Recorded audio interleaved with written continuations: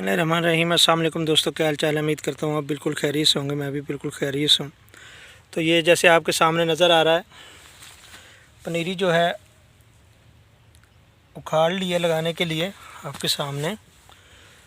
तो आज हम इसको शिफ्ट करेंगे। तो आपको बताते हैं, जो हमने कल जो वीडियो डाली थी जिसमें बताया गया था कि भाई ये गोभी के बेड्स हैं, तो आज उन पर हम पनीरी शिफ्ट कर रहे हैं।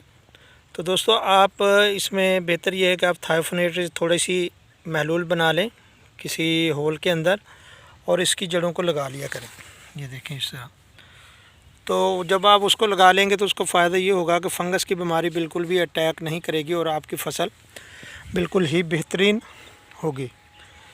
तो इस तरह इसकी पनीरी उखाड़ी जाती है जी गोभी की लगाने से पहले, और सिंगल फूल ही एक पौधे में लगता है।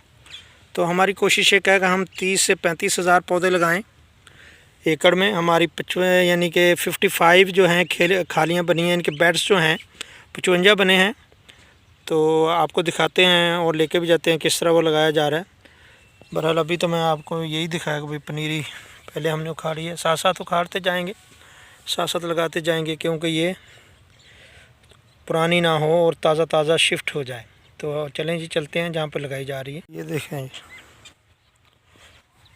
जैसे कि हमने कल वाली वीडियो में बताया था कि दोनों साइड पे ही लगाई जाएगी, बेड्स के दोनों साइड पे। ये देखें जी, इस तरह